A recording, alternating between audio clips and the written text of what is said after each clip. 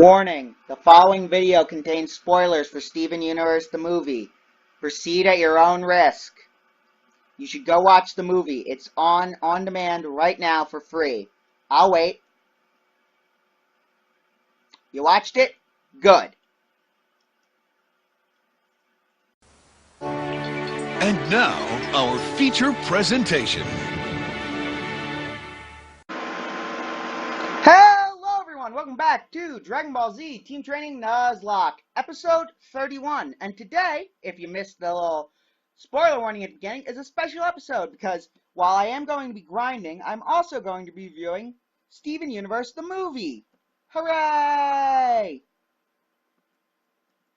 Everybody be excited for that. So I've got my notes, and I'm all ready to go. So let's get started. So our movie opens with a storybook-style intro, which is, in my opinion, very reminiscent of the opening of Wind Waker, with the storybook-like qualities, being sung to us by White Diamond. Now, it's really interesting to finally hear the other Diamonds, to hear White singing. After all, we knew that Yellow had a pretty good singing voice, as shown by What's the Use in Feeling Blue from the episode That'll Be All, but it's really interesting to hear all three Diamonds sing. So, of course, we're reintroduced to Steven, who's now 16 years old, as this takes place 2 years after the events of Change Your Mind, as he greets the citizens of Homeworld. The Diamonds, of course, want him to stay and fulfill his mother's Pink Diamond's role as leader, to which they perform the song Let Us Adore You, which is really good. All three Diamonds harmonize really well, and it's just a great little musical number. I'm very impressed. Steven, of course, refuses and returns to Earth, where he sees Connie off the space camp, while also pointing out the irony of the fact that Connie's been to space multiple times. Yeah. We get a nice little musical montage to the song Happily Ever After, which reintroduces us to our main characters in the form of Steven, Pearl, Garnet, and Amethyst. The only thing of mention with Pearl's bit is that she and Greg are working together to learn how to play the bass guitar, which Pearl insists on pronouncing as bass, which gives me Mega Man 8 flashbacks, ironically enough. Yeah. Thanks for reminding me of that, Steven Universe. And a blink and you'll miss it moment, but as Steven's traveling through Lion's Mane, the chest in there is open. Yeah, that thing we've been speculating about for 5 seasons, it got opened off screen. Though knowing Rose, it was probably some deadly monster that tried to murder Steven. Trust me, we'll get to my opinion on Rose after this movie. But it ends with the gems all lying on a hill discussing how happy they are. And of course, immediately afterwards, the plot kicks in with a giant drill landing on the hillside beach city, and our villain, Spinel, being introduced to us. With her incredibly catchy villain song Other Friends. And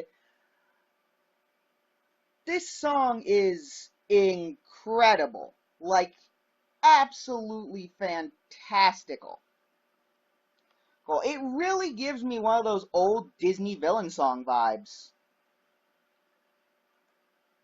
And I find it great. So using her MacGuffin, I mean plot device, I mean Deus Ex Machina, I mean scythe weapon, she manages to poof Garnet, Amethyst, and Pearl back into their gem forms. Her attacks also seem to weaken Steven's gem powers, but his body's unharmed. And Steven manages to poof Spinel. We'll talk a bit more about her when her backstory's revealed. Steven calls his dad Greg for help, and the gems regenerate, including Ruby and Sapphire separately, but their memories are completely gone. Pearl assumes that she's Greg's servant, and we get the song system/boot.pearlfinal3.info, which, if the name itself isn't enough to sound hilarious, Just the facial expressions that get pulled during this song are amazing. Also, Spinel reforms and is a goofy, happy-go-lucky gem who seems like she stepped out of an old Disney cartoon. I'm mentioning old Disney a lot, aren't I? Whose only purpose is to be hilarious. And she truly is. So, Stephen and Spinel go seek advice from Lapis, Peridot, and Bismuth, who don't really get that many lines in this movie.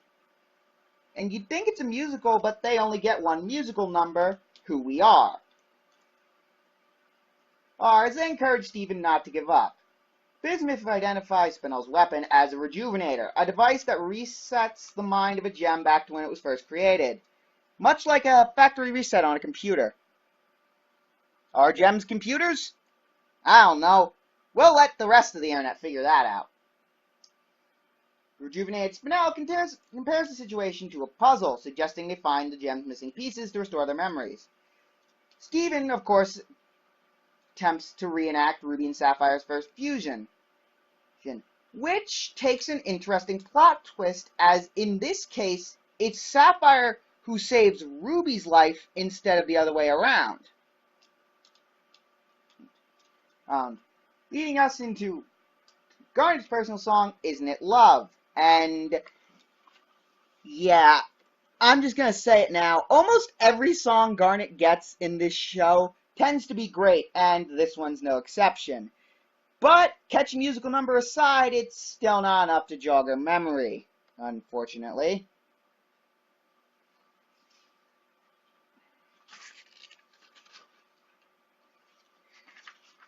Amethyst managed to slip away from Greg, who was watching after her at this point, because she is essentially a toddler without her memories. Stephen finds her and manages to reenact a lot of great moments from the show, with the song No Matter What, which, yeah, it's still a great song. That's basically the best thing I can say about this movie is all the music's great.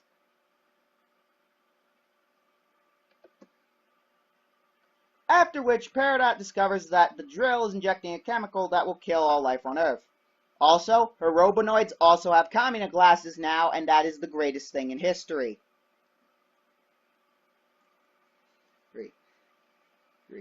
So, they try moving the injector, however, doing that only causes the poison to seep in faster, and it could cause the thing to explode. Leading Stephen to realize that the only person who can stop the injector is Spinel, meaning they need to get Spinel's memory back. But none of them know anything about her, except Pearl, who was surprisingly shocked when Spinel arrived. So, the course is clear. They need to get Spinel's memories back. And to do that, they need to get Pearl's back. The idea is to take Pearl to a Say Killer and the Suspects concert, hoping that rock music will bring back her memories of rebellion with the song Disobedience. And we get an interesting little continuity nod in the fact that Amethyst shapeshifts into Rose, something that we haven't seen since the episode Maximum Capacity. Yeah, remember that episode? That was twisted. That was a little dark. Yeah, let's not think too much about that. But not even that works, as Pearl states that as long as Greg exists, she will obey him. So the course is clear. We have to kill Greg. No, but Stephen uses what little energy remains to him, since the Rejuvenator has basically reset Stephen's powers back to Season 1 Stephen, to fuse with Greg to perform the song Independent Together as the incredibly aptly named fusion, Steg.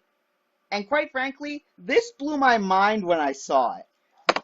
Everyone on the internet had been speculating heavily that we'd see a new fusion in this movie, but no one was sure with who Stephen would fuse with. And to be honest, Greg never even crossed my mind, which is absolutely insane.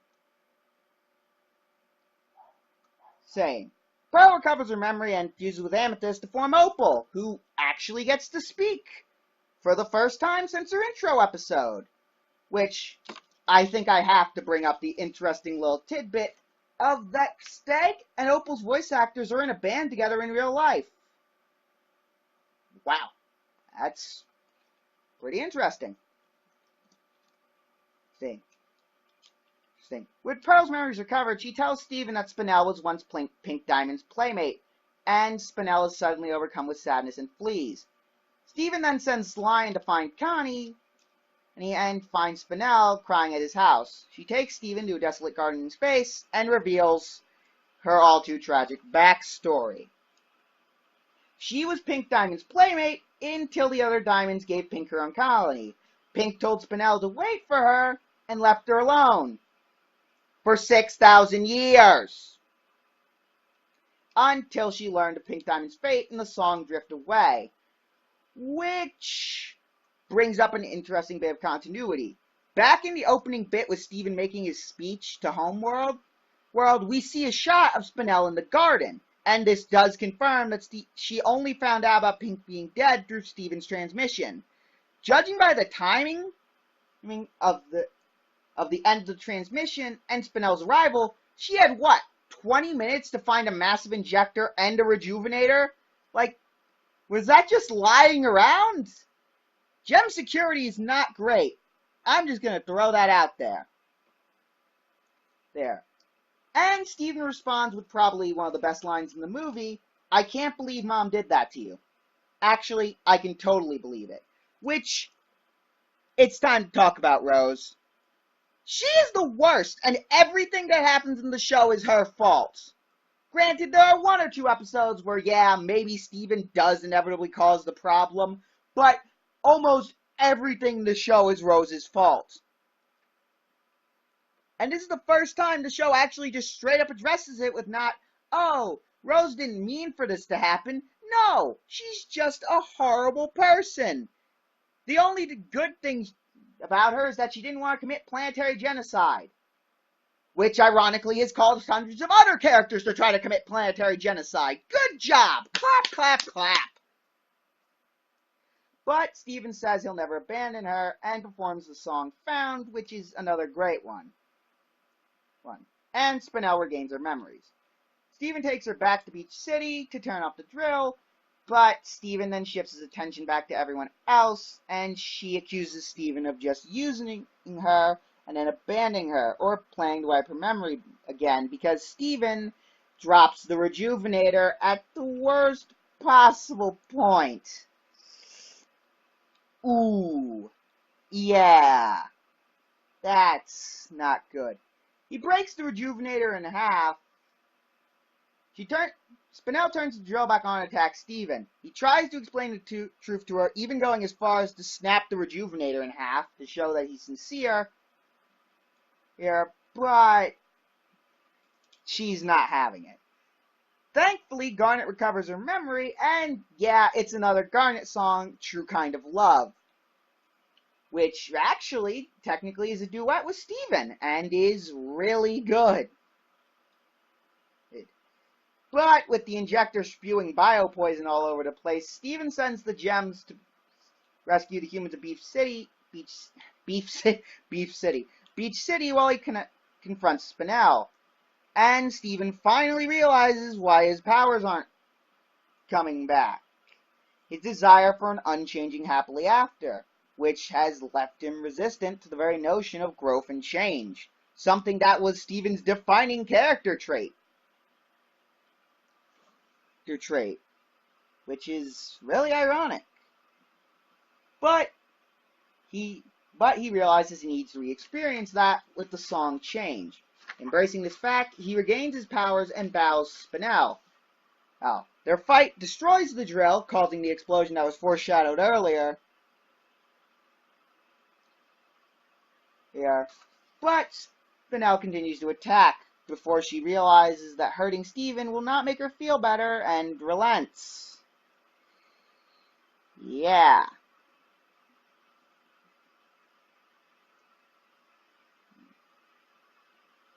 And this happy moment is immediately interrupted by the Diamonds arriving. Yep, they show up now. Not any time to be useful. Now. and announce that they're going to live on Earth with Steven because they don't want to leave Steven alone. Steven, however, introduces them to Spinel, and they immediately fall in love with her, singing a reprise of Let Us Adore You. It's mostly because she used to belong to Pink, and yeah. The Diamonds accept her, and she happily goes with them. Then with people who will love her unconditionally. Steven and his friends gather to rebuild Beach City, which was pretty destroyed due to the whole injector thing. And Steven manages to undo the damage with his healing powers, which does mean he basically spends a pretty long time, seemingly, kissing the ground. Meh. And with that, Steven, Connie, Pearl, Garnet, Amethyst, and Greg perform a Broadway-style musical in the song Final, which is a great musical number. That's something I have to say about this. All the musical numbers in this are great, and the fluid animation really helps. The animation on Spinel is incredibly impressive. They really managed to capture that old Looney Tunes style and feel with her. And I honestly love it. But now a bit about Spinel, because when I first heard her name, I was completely confused as to what type of gem she is. I thought it was spinal and was really confused. But Spinel is the Magnus aluminum member of the largest Spinel group of minerals. It has the formula Mga1204 in the cubic crystal system. Its Latin name, spinae, its name comes from the Latin word spinae, meaning arrow, which heart looks like an arrow, Cupid's arrow. Though the interesting fun fact is that spinels are often referred to as rubies, which her more insane form, and it might just be the lighting, looks really more like a dark red than a pink to me. But again, that might just be me being crazy. See, though the most interesting thing is the Bowles ruby. The Bowles ruby is an old name for a rose-tinted variant of Spinel, which I think is incredibly interesting. It could refer to a relation, which I think is an interesting fact, which is maybe why they chose this name for her name. The rose tint could refer to her being pink diamonds, and pink diamond, of course, being rose. But I prefer to think of the rose tint as a reference to the fact that Spinel is in the end, is just longing for a friend to relive those happy days with Pink. And yeah, it's pretty sad, honestly.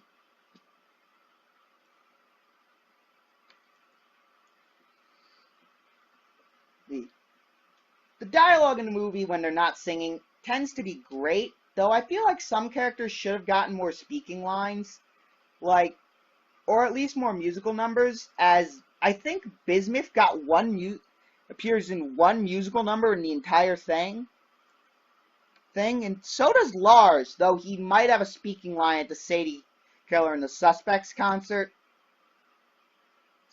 I'm not entirely sure. But, yeah, the movie wraps up pretty happily. Beach City is restored. Spinel finally gets to not be alone for 6,000 years. We finally established that Rose is literally the worst person ever. And everyone lived happily, well, not happily ever after. That sort of defeats the entire point of the movie's message. But happily. Until season 6, because there's gonna be a season 6. Which I hope addresses a couple of things. For one, the chest in Lion's Mane, which, again, you opened that off camera? Really? This is just a little mythology gag here. And, of course, the deal with Little Homeworld, where all the uncorrupted gems are currently living on Earth. Well, I say all the uncorrupted gems, but we didn't see Jasper at all in this movie. So I'm assuming she's gonna show up in season 6. But that's really all I have to say about Steven Universe the movie. it was great, and you should really watch it, and Steven Universe. Who knows? Maybe we'll get a second movie down the line if that's at all possible. I doubt it, but anything could happen. Well, guys, I think that's it for this episode. See you guys next time. Bye!